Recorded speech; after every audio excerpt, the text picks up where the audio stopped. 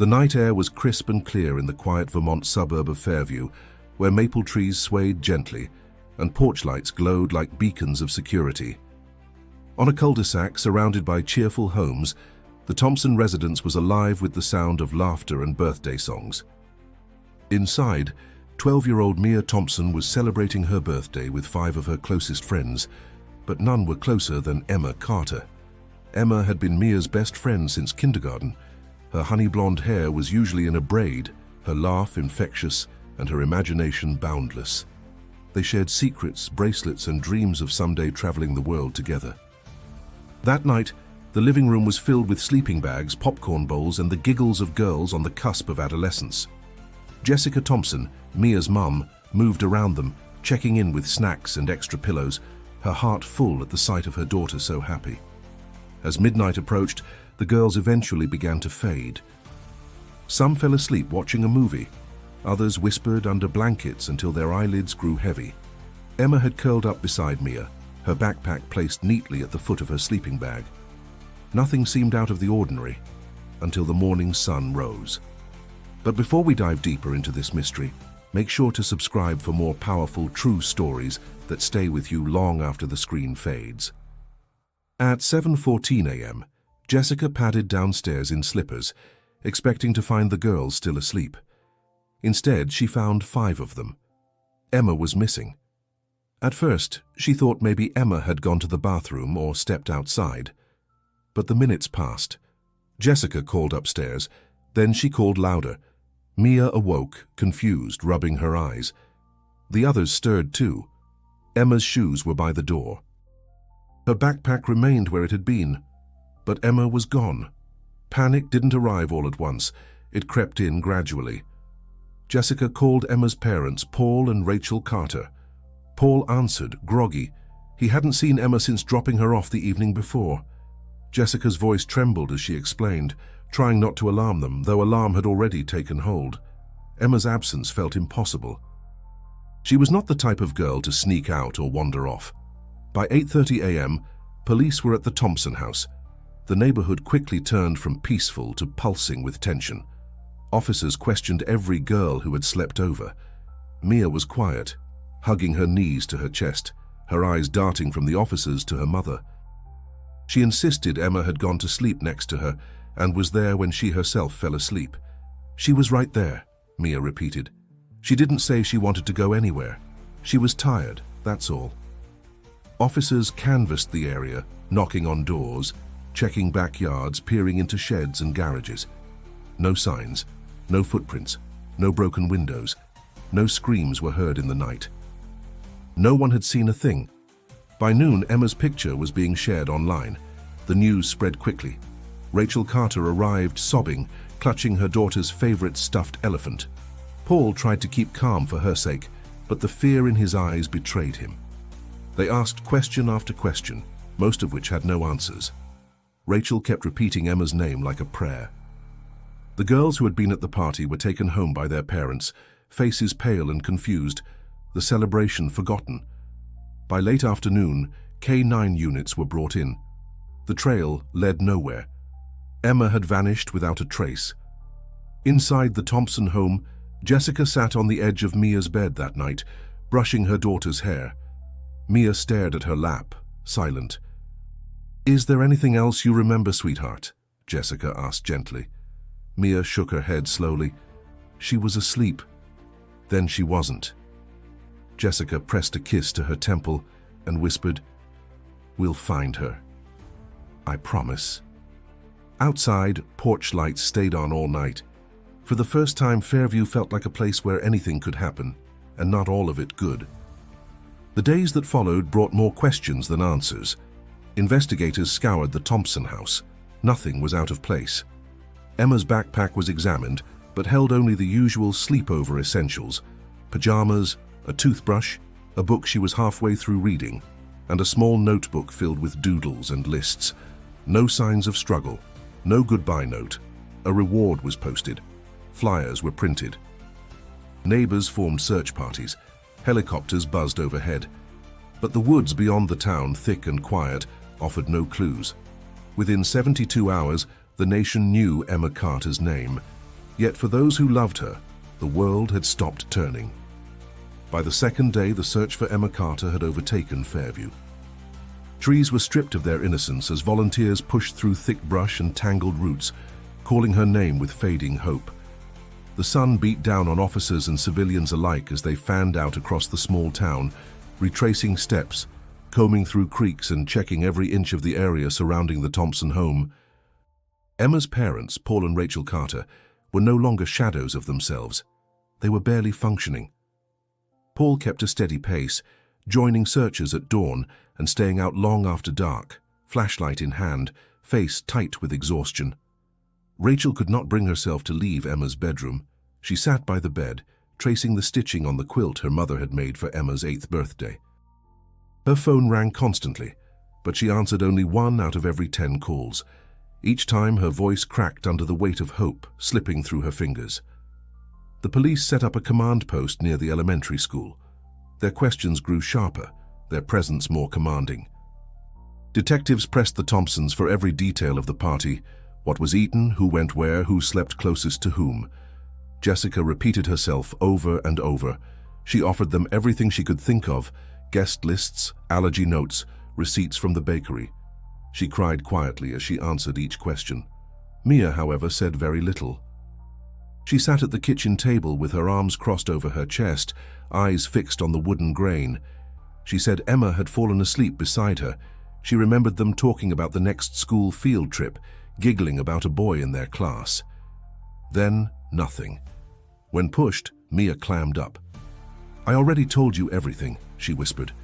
The police weren't satisfied. Neither was the town. As the days turned into a week, whispers began to circulate. Whispers that maybe the Thompsons weren't telling the whole truth, that maybe someone had seen something but was too afraid to come forward. Fairview had always felt like a community where people looked out for each other, but now suspicion seeped into conversations like poison in water. A group of locals took matters into their own hands. They printed flyers, plastered them on telephone poles, cafe windows, church boards. Missing, Emma Carter, age 12, above her smiling face. The same photo was soon on local news broadcasts, then national morning shows. Strangers began showing up to join the search. Journalists camped outside the Carter and Thompson homes. The story of the missing girl from a sleepover caught on like wildfire. Detectives interviewed everyone who had attended the birthday party. The other girls recalled nothing unusual, just games, movies, junk food, and sleepy chatter. No one heard a door open. No one noticed Emma leave. They all assumed she had gone home until the news broke.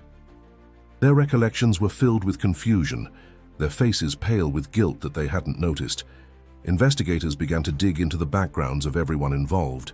They checked neighbors' security cameras, questioned known offenders in the area, and reviewed any reports of suspicious vehicles. Nothing. No movement caught, no unusual activity logged. Emma's disappearance remained a mystery, with no solid leads, no traceable path. The closest they came to hope was a footprint in the mud near a creek bed 2 blocks from the Thompsons' house. It was small, possibly Emma's size, but indistinct. Rain had come through the night before. The print was barely usable. Still, it sent a shiver through the search teams. They rechecked the area, widening their radius, shouting her name, but again they came back with nothing. Meanwhile, Paul and Rachel's relationship began to splinter under the pressure. Paul wanted to keep searching, to keep talking to the media, to keep pushing. Rachel wanted silence, space, solitude. She spoke less each day, her eyes sunken, her voice hollow. When the police asked if Emma had ever run away before, Rachel stared at them like they'd suggested the earth was flat. "Never," she said. A week after the sleepover, the Thompson family was officially cleared of wrongdoing, but doubts lingered in the air. Jessica, once known for her cheerful PTA spirit, now avoided eye contact at the grocery store. She felt the stares, the rumors, the weight of a missing girl tied to her front door. One night, as Jessica sat alone at the kitchen table, a knock sounded at her door. It was Paul Carter. His eyes were bloodshot, but his voice was calm. "I don't blame you," he said quietly. "I know you did everything you could." Jessica broke down. They stood there, grieving the same child in different ways, separated by guilt and pain. But Emma was still out there, somewhere, and Fairview, once united, was slowly beginning to fracture. The weeks dragged on, and though the posters remained stapled to every pole and bulletin board in town, the searches slowed. The buzz of helicopters was replaced by silence. The crowd of volunteers shrank until it was only law enforcement and the occasional neighbor, still driven by something that felt like duty or guilt. Mia Thompson changed too. Once loud and full of opinions, she became a ghost in her own house. She avoided the mirror, spoke only when spoken to, and sat through dinner with her fork untouched. Jessica tried to reach her, asked if she wanted to talk, if she was scared, if she missed Emma, but Mia only nodded or shrugged. Sometimes she stared at the door for minutes at a time, eyes vacant, like waiting for something to come through. Jessica began to worry that her daughter wasn't just traumatized, she was hiding something.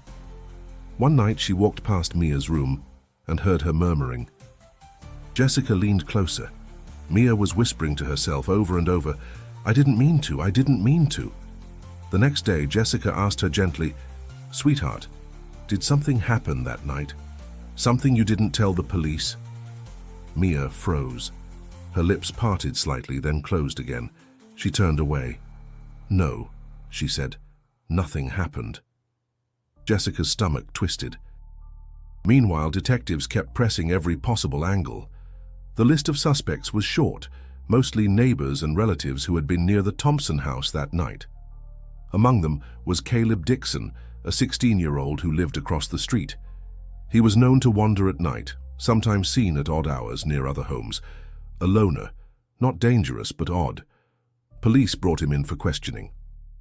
He said he had been in his room playing video games. No one could confirm or deny it. The Carter family remained under intense strain. Rachel rarely left the house. Paul returned to work briefly, only to be sent home after snapping at a colleague. Their once vibrant home felt like a mausoleum, everything preserved, untouched, waiting. Emma's room remained exactly as she left it. Her books were still arranged by color, her shoes lined by the door. Her calendar marked Mia's party in purple gel pen. Rachel would sometimes sit there and read Emma's notes, flipping through her school notebooks. One entry stood out. Scrawled across the page in uneven writing were the words, "Sometimes secrets make you feel sick." That phrase haunted Rachel for days. In town, tensions grew. People who had once carpooled together now crossed the street to avoid one another. In whispers, the Thompson name came up again and again, not with outright blame, but with implication. Jessica felt it. At church, at the store, even among other parents who once trusted her without question. She was now the mother of the last person to see Emma alive, and people didn't know what to do with that. Then a new fragment of hope appeared. A child's shoe, caked in dried mud, was found near Maple Creek, 2 miles from the Thompson home. The area had already been searched, but new rainfall had lowered the waterline. A jogger noticed something pale near the edge and called it in. The shoe was pink with tiny silver stars. Rachel recognized it immediately. She had bought them for Emma just weeks before the party. The police ran tests, but the results were inconclusive. No blood, no traceable DNA. Still, the find reignited the investigation. The creek became the center of a new search. Divers scoured its banks. Cadaver dogs were brought back, but no further signs appeared. Rachel clutched the shoe like it was Emma's hand. She cried over it for hours. "This means she was there," she whispered. "She was alive, she was walking, she could still be out there." But not everyone shared that hope. Detectives began to focus more on inconsistencies. They noted how Mia's story had barely changed, word for word, too perfectly rehearsed. When asked the same questions days apart, she gave nearly identical responses. One officer told Jessica quietly, "Kids don't usually remember everything the same way, not unless they're repeating it." Jessica defended Mia, but the seed of doubt had been planted. That night, she searched Mia's room when her daughter was at a friend's house. She opened drawers, checked notebooks. Under Mia's bed, she found a crumpled paper folded into quarters. A sketch. 2 stick figures standing under a moon holding hands. Beside them, written in block letters, She wasn't supposed to go. Jessica's hands trembled as she read it again and again. The pressure inside the Thompson home became unbearable. Jessica didn't sleep. Mia cried herself to sleep, thinking no one could hear. And all the while, the community outside grew colder. The mystery wasn't fading. It was thickening. 5 years passed. The name Emma Carter still echoed in Fairview, but now as a whisper. Her posters had long since faded or been torn down. The search effort stopped. The news vans disappeared. But for the Carters and Thompsons, time did not move forward. It only hardened. Mia Thompson turned 17 that fall. She was quiet, withdrawn, a sharp contrast to the bubbly child she once was. Her classmates said she was nice, smart, but distant.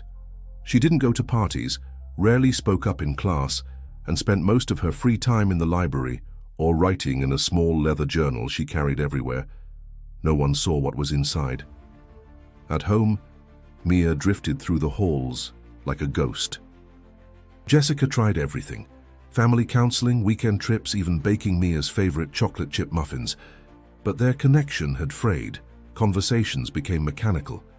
Jessica asked about school. Mia responded in one-word answers. They sat through dinners in silence, chewing slowly, avoiding each other's eyes. The air in the house was heavy with something unspoken. Jessica had tried in the early years to stay hopeful. She'd clipped every news article, kept a drawer full of files and theories.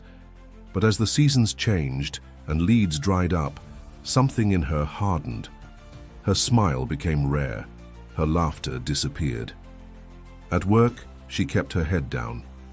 At home, she often sat on the couch for hours, television on, but unwatched. The truth was, she hadn't truly believed Emma was alive for years, but she couldn't admit it. Not to Mia, not to herself. Mia, for her part, bore the silence with practiced numbness. She filled notebook after notebook with drawings, poems, and long, rambling letters she never sent. Most were addressed to Emma. She never said what happened. She never explained the gaps in her memory. But she never forgot. Sometimes at night she dreamt of the sleepover, of Emma's backpack, of a moonlit whisper and a door opening. The town of Fairview had moved on. There were new families, new faces. The story of the girl who vanished had become a cautionary tale, a reminder to lock your doors, watch your children, and never take a quiet night for granted. Then, in the fall of Mia's senior year, a new detective arrived in town. Detective Claire Monroe was sharp-eyed, no-nonsense, and known for her persistence. She'd read about the Emma Carter case during training and requested the transfer when she saw the opening. Most believed the case was cold, unsolvable. Claire disagreed. She began with the files, old interviews, discarded notes. She visited the Carters, now living in a smaller home on the edge of town. Rachel looked older than her years, Paul, grayer, and more withdrawn. They thanked Claire but didn't expect much. Then she knocked on Jessica Thompson's door. Jessica wasn't surprised. Every few years someone came asking about Emma, but Claire was different, sharp, intuitive, and unnervingly calm. "I don't want to disrupt anything," Claire said, "but I believe there's something missing in the original investigation, a detail overlooked, something that didn't seem important then, but might now." Jessica raised an eyebrow. 5 years later. "Sometimes 5 years is what it takes for people to tell the truth," Claire replied softly. Jessica hesitated. "What if they don't remember?" Claire smiled. "I don't need memory, I need honesty." Mia wasn't thrilled to see a detective at their door. When asked to speak, she sat stiffly in the living room, arms folded, eyes on the floor. "I just want to understand what Emma meant to you," Claire said. "That's all." Mia glanced up. "She was my best friend." Claire nodded. "Did she ever talk about running away?" Mia's lips pressed into a line. "No." "Did she seem scared, sad?" "She was just Emma," Mia said quietly. "Always smiling, always drawing. She wanted to be an artist." Claire studied her. "Did you two ever keep secrets?" Mia blinked. "What kind of secrets?" "The kind that don't feel scary until you look back at them." Mia didn't answer. Claire didn't press. She stood and thanked them for their time, But as she left, she looked back once. Jessica caught her gaze. There was something in it, not doubt, but anticipation. That night, Jessica opened a drawer she hadn't touched in years. Inside was one of Emma's notebooks, left behind after the party. It had been returned to her by police long ago, labeled and sealed. She cracked it open again. The last page had a doodle, 2 girls under a tree, one holding a flashlight. Below it, Emma had written, "The night is for stories and secrets. Some are never meant to be shared." Jessica closed the book slowly, heart pounding. The silence had lasted 5 years, but it wasn't going to last much longer. Jessica Thompson hadn't opened the attic in years. It was dusty and cramped, a place where forgotten decorations and unused boxes went to disappear. But on a rainy Saturday afternoon, she found herself up there, searching for a box of old photos Mia needed for her senior year project. As she shifted a plastic container, something slid out from behind a stack of wrapping paper tubes, a backpack, purple with a faded unicorn patch. Jessica's breath caught in her throat. Her hands trembled as she reached down and pulled it closer. The zipper was stiff, rusted in places. She hadn't seen this since the morning Emma vanished. The police had taken it, examined it, then returned it. She had stuffed it in the attic, too afraid to throw it away, too pained to keep it in sight. Now it was back in her hands. She set it down on the floor and opened it slowly. Inside were the same familiar items: pajamas with tiny owls, a nearly finished copy of A Wrinkle in Time, a worn notebook with frayed corners. But then she noticed something wedged in the side pocket. A small piece of paper, folded tightly, almost hidden in the seam. Jessica unfolded it, her pulse pounding. It was a note, on-lined notebook paper. The handwriting was childlike but clear. At the top, a name, Jason. Below it, a drawing of 2 stick figures standing near what looked like trees. Next to them, a box labeled Our Place. Underneath, it read, "Don't forget, after they fall asleep." Jessica stared at the name. Jason. It was familiar. One of the neighborhood boys, older than the girls at the party. He had been questioned, like many others, but released quickly. She remembered his parents moving a few months after Emma's disappearance. No one thought much of it at the time. Her thoughts raced. Was this a note from Emma? To Jason? Or about him? And what was Our Place?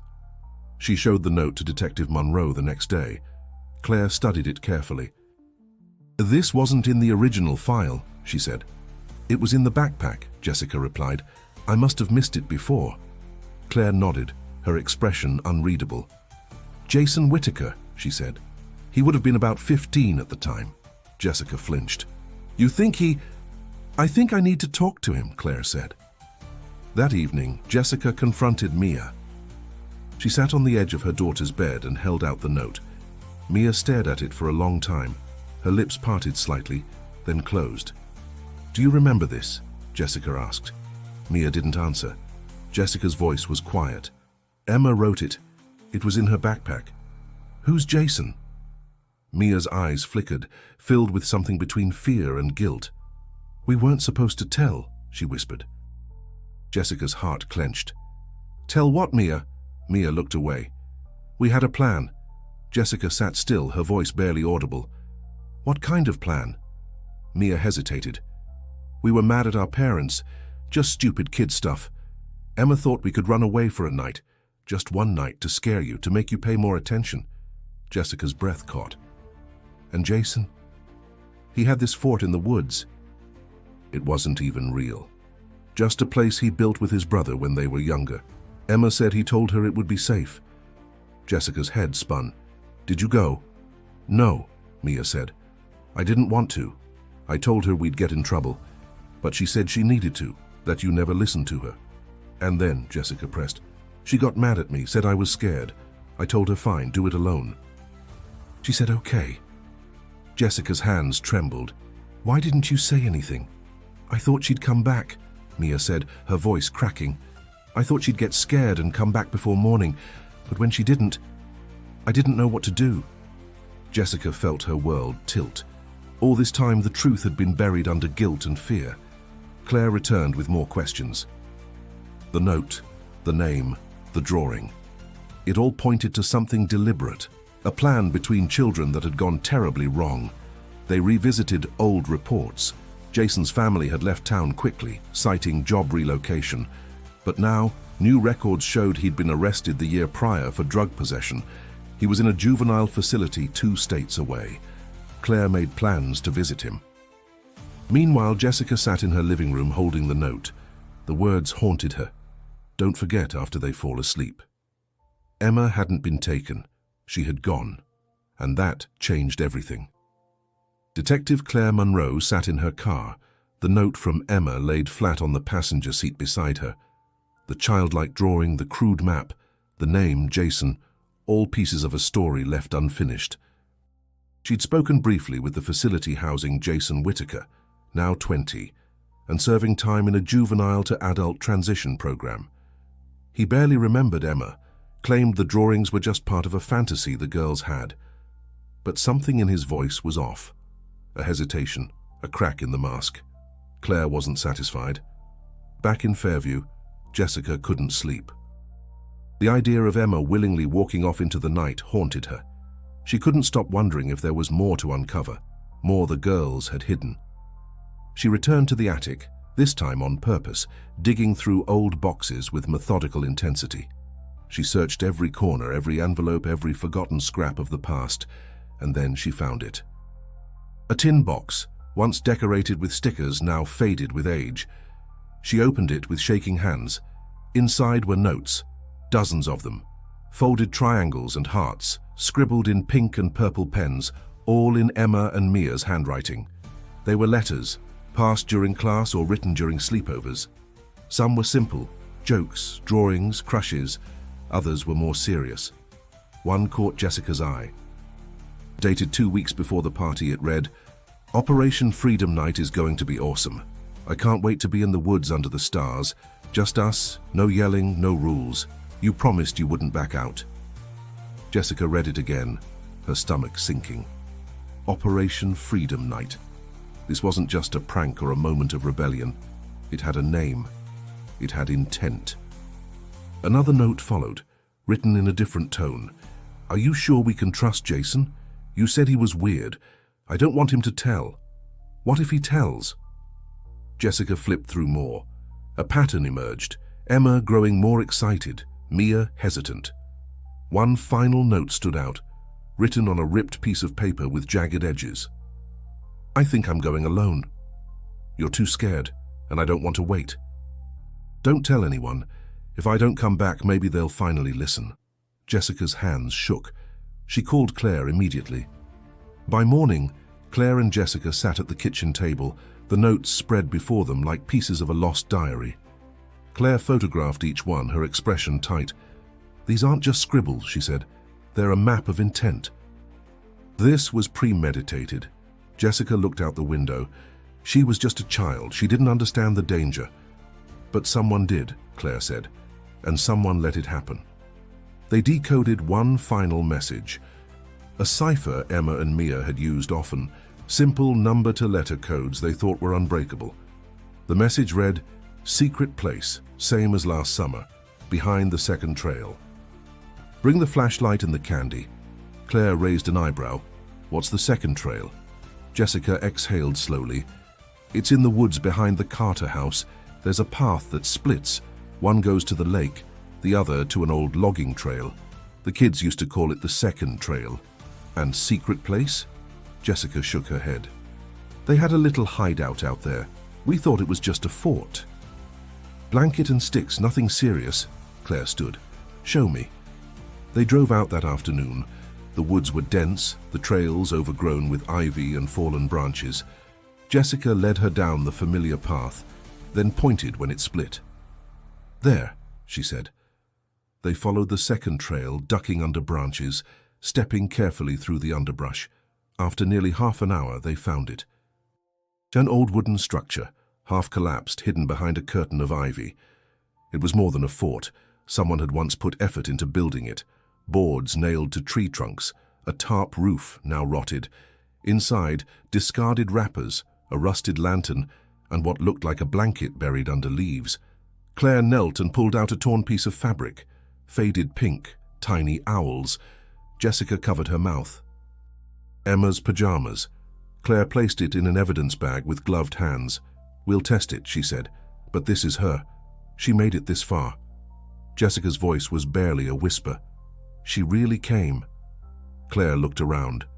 She came. But did she leave? For the first time in 5 years, the past was beginning to speak. The forest had a different silence now, one that didn't feel peaceful. It felt haunted. Detective Claire Munro stood at the edge of the old structure, studying the surroundings. She marked the location, called in a forensic team, and cordoned off the area with tape. The fabric found among the leaves matched the pattern from Emma Carter's missing pajama set. Preliminary tests confirmed traces of her DNA on the blanket, but that only raised more questions. If Emma had reached this place, what happened next? Did she sleep here? Was she alone? And why had no one found it sooner? Claire pulled out her notepad and circled a word: timing. The original searches hadn't extended far enough along the second trail. It had rained that week. Maybe Emma's trail had been washed away before dogs could catch it. Maybe they'd stopped just short of this clearing. One wrong turn, one missed detail. 5 years lost. Jessica Thompson watched from a few feet away, arms wrapped around herself. She hadn't spoken since they arrived. The weight of guilt was crushing. The guilt of not knowing, of not asking the right questions soon enough. Back in town, news of the discovery spread quickly. The Carter family was notified, and Rachel's reaction was immediate and wordless. Just a sob, long and low, that echoed through her empty kitchen. Paul clenched his fists and said nothing, staring at the floor for hours. For the first time in 5 years, they had proof that Emma had been alive the night she vanished. Proof that she had walked willingly into the woods. That she had followed the plan she made with Mia. Claire arranged a meeting with Mia, this time in the presence of both parents and a counselor. Mia sat on the couch, eyes down, fidgeting with a loose thread on her sleeve. Claire sat across from her, steady and calm. "We found the place," Claire said. Mia didn't respond. "Your drawings, the notes, the second trail." "It's all real." Mia looked up just for a second. "She went there." "Yes," Claire said. "We found her blanket, the one from the sleepover. She was there, Mia." Mia's hands shook slightly. "She said she would. I didn't think she really would." "Why didn't you go with her?" "She was mad," Mia whispered. "She said I was scared, said I never followed through. She didn't want to wait for me anymore." Claire leaned in gently. "What happened that day, Mia? What were you both so upset about?" Mia hesitated. "She found something. Something about my dad." Jessica froze. "She said she saw him in the garage one night, on the phone, yelling at someone. She said she heard things she wasn't supposed to." Claire's voice lowered. "What kind of things?" "I don't know exactly," Mia said. "Emma said he mentioned money, a name she didn't recognize. She told me he looked scared. And then he saw her listening. She ran home." Jessica's throat tightened. "Why didn't you tell me this?" "Because she made me promise not to," Mia said. "She was worried he'd get mad. She thought he might try to talk her out of telling." Claire scribbled a few notes. "Do you remember what name she said she heard?" Mia frowned. "No, just that it sounded like someone from his work, or maybe from the other side of town." Claire turned to Jessica. "Did your husband ever mention anything like that? Arguments? Unusual calls?" Jessica shook her head, stunned. "No. Nothing." But her mind raced.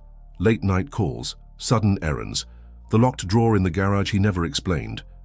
Claire left the house with more questions than answers. Later that week, she filed a request to subpoena Jessica's ex-husband's phone records from that year. What she found changed everything. There were multiple late-night calls in the days before Emma vanished, calls to a known felon involved in unlicensed business dealings in a neighboring town. One of the numbers, she discovered, had also pinged a cell tower less than a mile from the second trail at 2:16 a.m. on the night Emma disappeared. Claire sat back in her chair. Someone else had been there. Someone older. The theory shifted. Emma hadn't vanished randomly. She had gone to the woods, maybe to run away, but someone else had followed, someone who didn't belong there. Claire reopened the investigation fully. Now it wasn't just about a missing girl, it was about who knew she was missing, and stayed silent. The phone records didn't lie. Detective Claire Monroe sat in her office staring at the printouts, her jaw tight. The number that pinged near the woods at 2:16 a.m. the night Emma disappeared belonged to Richard Thompson, Jessica's ex-husband, Mia's father. She didn't call Jessica right away. Instead, she pulled the old case files, rereading every interview from the early investigation. Richard had an alibi. He claimed to have been asleep at home, and Jessica had confirmed it. But the timeline had never been checked against phone tower data. It was a detail that slipped through the cracks, one of many. Claire requested an in-person interview. Jessica answered the door, her expression already clouded with dread. She led Claire inside, and they sat across from one another at the dining table, just as they had a week earlier. "I need to ask you something difficult," Claire said gently, "and I need you to be honest." Jessica nodded slowly. "Go ahead." "Did Richard ever leave the house that night, even briefly?" Jessica shook her head. "Not that I remember. He went to bed before me. I was up late cleaning. Why?" Claire placed the printouts on the table. His phone pinged a tower less than a mile from the second trail. The exact time Emma likely arrived at the fort. Jessica stared at the paper, lips parting slightly. "That can't be right." "It is. We checked it twice." Jessica's hands trembled as she reached for her phone. Her fingers hovered, then fell back to her lap.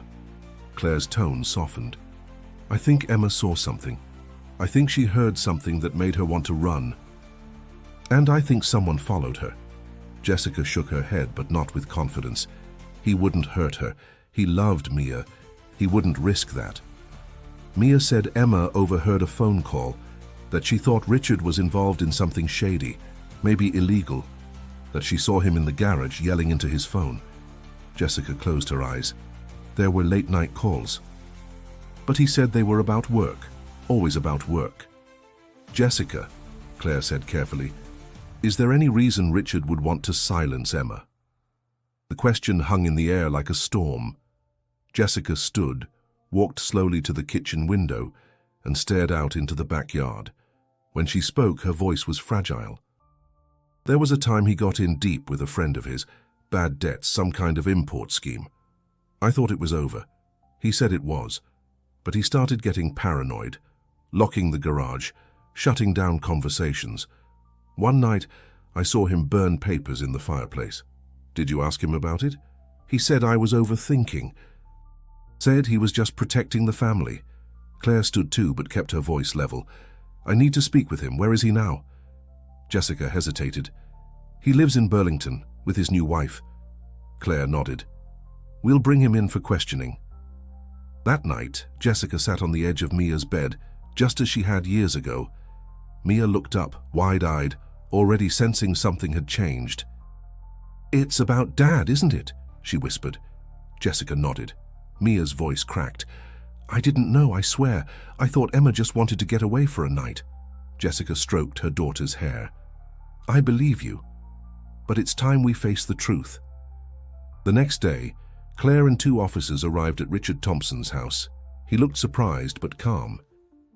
He invited them in, made coffee, answered every question with measured words. When shown the phone records, his smile faded. "I was driving," he said. "Couldn't sleep. Went for a drive to clear my head." "At 2 in the morning?" Claire asked. "Is that a crime?" Claire paused. "Why that road? Why near the woods?" Richard shrugged. "Old habit. I used to take that trail running." "And you didn't see a 12-year-old girl in pajamas walking alone?" Richard hesitated. "No." Claire stared at him. "Then why did your phone go silent for 23 minutes? No answer. The interview ended with Richard requesting a lawyer, but the cracks had formed. Within days, Claire obtained a warrant to search his old property. In a crawl space beneath the garage, they found burned fragments of clothing, a broken flashlight, and part of a bracelet that matched one Emma had been wearing. The evidence was enough. Richard Thompson was arrested and charged with obstruction, unlawful disposal of evidence, and, pending further investigation, suspicion of involvement in Emma Carter's disappearance. When Jessica heard she collapsed into a chair, shaking, he had followed her. He had watched her walk into the woods, and then he made sure she never came back. The news of Richard Thompson's arrest hit Fairview like a thunderclap. After 5 years of whispers and uncertainty, the town now had a name. Not a shadowy stranger or mysterious intruder, but someone they knew. A father, a husband, a neighbor. Detective Claire Monroe worked through the night, connecting evidence, cross-referencing the items found in the garage crawlspace with Emma Carter's missing persons report. The broken flashlight matched the brand Paul Carter said Emma carried during sleepovers. The charred bracelet fragments matched a photo Rachel had provided from Emma's birthday. It wasn't just coincidence. It was connection, but they still didn't have Emma. Claire pressed for more.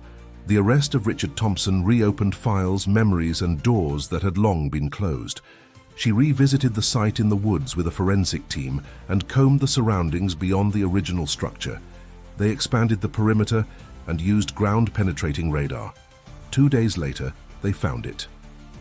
Buried beneath a shallow grave near the edge of the old quarry trail, a place locals had stopped using years ago, they uncovered small bones, remnants of decayed clothing, and a rusted locket still clasped shut. It bore 2 engraved letters, EC.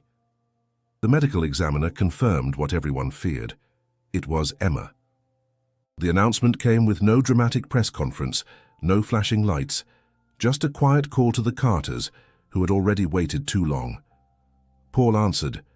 Rachel collapsed. The world they had built in Emma's absence finally crumbled. At the vigil, hundreds gathered with candles and photos, standing silently beneath the night sky. Her classmates, now in college or starting their lives, returned to say goodbye. Her teachers wept. Even those who had moved away came back to pay respects. Jessica stood in the crowd, holding Mia's hand tightly. She didn't speak. She couldn't. Guilt wrapped around her throat like a collar. Her ex-husband, the man she once trusted, had watched over a party full of children and followed one into the dark. Mia hadn't cried at first.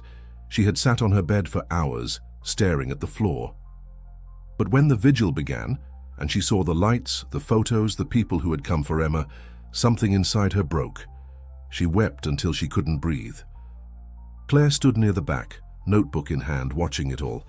She didn't need words. She had the truth now, and she intended to make it count. The charges against Richard were upgraded. Manslaughter, tampering with evidence, endangerment of a minor. He claimed it was an accident, that he had only meant to talk to Emma, that she panicked, ran, slipped, that he buried her in fear. But his story changed with each telling, each new piece of evidence. In the end, it didn't matter what he said. The truth was in the dirt. The truth was in the silence that followed her disappearance. And now, at last, Emma was going home. Rachel and Paul arranged a private service. They buried her in the same cemetery where Rachel's parents rested, under a maple tree that turned golden every fall. The headstone read, Emma Claire Carter, 2005-2017 forever. Our sunshine. Jessica attended, standing far enough back to give space, close enough to feel the weight of it. She approached Rachel afterward, unsure what to say. But Rachel looked her in the eyes and nodded. I know you didn't know, Rachel said. I know you would have done anything to stop it. Jessica broke down. In the months that followed, the town began to heal. Not forget, but heal.